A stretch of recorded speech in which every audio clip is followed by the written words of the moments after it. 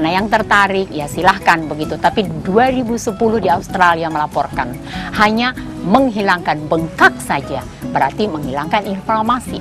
Pada tahun 2008 di Australia, omega 3 ini juga hanya membantu cairan sinovial untuk tidak untuk tidak mengganggu fleksibilitas sendi. Jadi hanya merupakan pembantu oli. Itu yang disebut. Begitu kira-kira. Tadi saya menangkap bahwa ternyata operasi itu bukan solusi yang terbaik, dokter ya. Lalu selain operasi, suntikan steroid juga bukan satu hal yang baik, malah bisa menimbulkan efek samping yang begitu besar. Dokter mengatakan juga bahwa selain tadi ada glukosamin juga bukan yang terbaik, lalu juga omega 3 juga bukan hal yang solusi yang terbaik. Sebenarnya kandungan yang terbaik itu kandungan yang seperti apa, dok? Ya, sebelum saya menjelaskan kandungan yang terbaik itu, saya akan memberikan lagi beberapa solusi yang selalu dikasih alternatif oleh dokter-dokter. Misalnya terapi fisik, air, atau fisioterapi yang lain, menemui akupunkturis, akupunktur atau moxibusi. Itu juga dipakai untuk menghilangkan degenerasi ini dengan harapan nanti dia akan kembali normal. Namun itu pun tidak, karena titik-titik tertentu itu ditutup gitu, ditusuk-tusuk, namun itu memperlancar saja peredaran darah. Nah, ada obat Cina katanya. Ini meningkatkan daya tahan tubuh. Dengan meningkatkan daya tahan tubuh ini tentu semua diperbaiki, termasuk juga sendi-sendi. Itu secara singkat. Nah, ada lagi inframerah, sinar inframerah. Ini memang katanya efektif. Bekerjanya dia hanya memperlebar pembuluh darah. Dengan demikian dia bisa beredar lagi seperti biasa, namun tidak menyelesaikan masalah degenerasi sendi. Ada lagi ikan mau, banyak sekali loh, Fred. Di antaranya ikan mau ini terkandung dibentuk dalam agar-agar. Sementara di situ tidak ada pembuluh darah di tempat sendi ini untuk membawa makanan agar-agar ini. Jadi ini pun tidak merupakan masalah. Itulah secara singkat. Nah, memberikan penuntasan masalah dari degenerasi sendi. Nah, tadi ditanyakan, jadi zat apa sebetulnya yang dibutuhkan? Protein dalam bentuk kolagen dan kolagen yang sudah dihidrolisa yang namanya gelatin hidrolisat itu bisa, di mana ini akan diperoleh oleh pasien.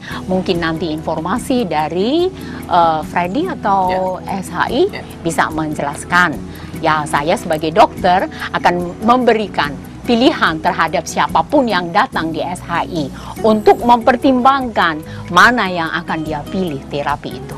Saya sedikit bingung, dokter, ketika Anda mengatakan begitu banyak pengobatan dengan yang A, yang B, yang C, dan bla bla bla, sorry ya. Lalu ujung-ujungnya bahwa ini tidak memberikan solusi yang terbaik. Nah, kalau sampai seorang pasien sampai dioperasi, dokter, ini apakah solusi ini untuk sembuh bisa sembuh total, atau memang bahwa operasi adalah bukan segalanya, dokter? Operasi bukan segalanya. Bukan segalanya. Namun itu adalah pilihan terakhir di antara persetujuan si pasien dengan dokternya. Dan ini adalah hak dari pasien untuk sesudah dokternya menjelaskan. Nah, tapi semua harus tahu bahwa masalah inti adalah protein, dan protein ini dibentuk kolagen. Kolagen ini dihidrolisa lagi sehingga dapat diserap oleh tubuh sendiri. Dia tidak akan bermasalah. Mau obat apapun, mau apa tadi yang sudah kita jelaskan itu semua hanya sementara waktunya. Kalau protein yang sudah berbentuk gelatin ini memang sudah dikemas dia sedemikian rupa sehingga dia bisa mengatasi apa masalah yang sebenarnya terjadi. Artinya terjadilah regenerasi dari degenerasi sendi itu sendiri. Baik, Dokter Rumi L. Tobing, kita sudah jelas sekali bagaimana penjelasan dari Anda. Pemirsa, penyakit ini sangat mempengaruhi kualitas hidup penderitanya. Berbagai jenis terapi yang sangat maju, bahkan sudah umum dilakukan di Indonesia. Namun, tetap tidak memberikan solusi yang baik. Solusi terakhir Tentunya pemirsa, Anda tetap bersama kami, talk show bersama Dr. Umi Altobing dan saya Freddy Su. Tetap bersama kami, setelah pesan berikut kami segera kembali dalam talk show SHI Talk.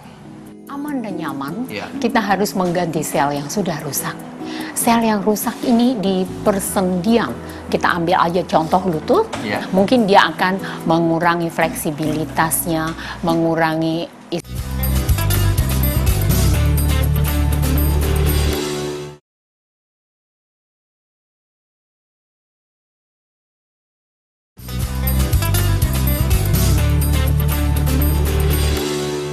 Pemirsa, secara prinsip pengobatan degenerasi sendi ini hendaknya mampu menghentikan proses peradangan ataupun yang disebut dengan inflamasi. Keadaan ini yang menimbulkan gangguan nyeri yang amat menyiksa penderitanya. Bagaimana cara-cara yang dapat ditempuh oleh seseorang penderita untuk mengatasi penyakit ini? Lebih lanjut, Dr. Umi Altobing akan menjelaskan kepada kita. Ya, Dok, kalau kita lihat dari prinsip jenis terapi nih dok ya, dan juga bagaimana pengobatan degenerasi sendi ini yang efektif kan banyak diberikan dok oleh tenaga medis kepada pasiennya. Sebenarnya prinsip yang tepat itu gimana sih dok? Ya, sebenarnya kalau kita mengatakan prinsip mana yang tepat, tidak ada prinsip yang salah. Ya, semua dokter akan memilih prinsip, menentukan prinsip dulu dan memilih terapinya. Apa itu prinsip? Menghilangkan nyeri, menghilangkan inflamasi sehingga yang bersangkutan dapat beraktivitas sebagaimana seharusnya.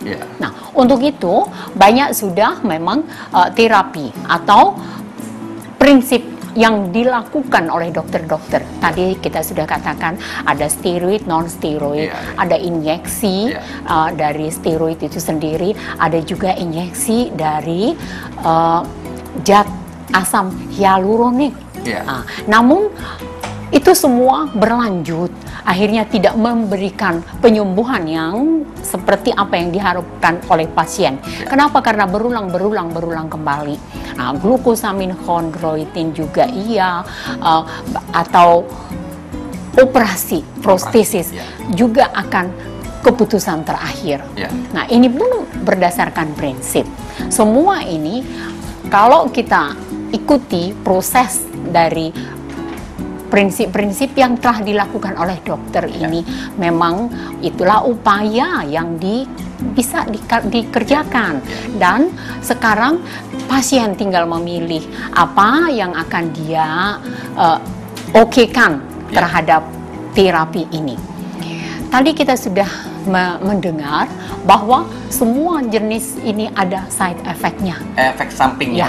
Efek sampingnya, terutama yang mengenai lambung, misalnya oral atau konsumsi langsung, steroid dan non-steroid. Itu selalu didampingi dengan obat-obat yang memberikan keamanan terhadap lambung. Nah, kedua juga untuk injeksi ini selalu akan diberikan juga bagaimana untuk tidak memberikan side effect yang merugikan oleh pasien. Nah, untuk ini ada mungkin pilihan lain.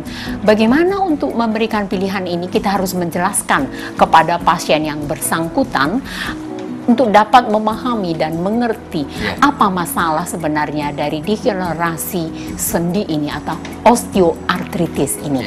Tadi kita sudah jelaskan bahwa osteoartritis adalah pengrusakan atau penuaan dari sel-sel terhadap usia-usia lanjut atau di usia yang belum begitu lanjut, dia itu oleh karena faktor risiko. Begitu kira-kira. Kalau memang faktor resiko itu begitu banyak dokter ya, yang seperti Anda katakan tadi, lalu juga banyak dengan efek-efek sampingnya, untuk pengobatan yang aman, yang nyaman itu seperti apa dok? Aman dan nyaman, kita harus mengganti sel yang sudah rusak. Sel yang rusak ini di persendian. Kita ambil aja contoh lutut, mungkin dia akan mengurangi fleksibilitasnya, mengurangi, istilah awam disebut mengurangi minyak atau oli, sehingga dia menjadi mengering atau membengkak karena adanya infeksi atau inflamasi di dalam tempurung dari lutut itu sendiri. Nah, bagaimana untuk mengatasi ini? Mungkin itu yang semua tadi mulai dari yang paling canggih operasi penggantian, itu pun ada dekade tertentu. Injeksi juga ada waktu tertentu. Jadi solusi akhir adalah harus kita perbaiki sel yang sudah rusak ini.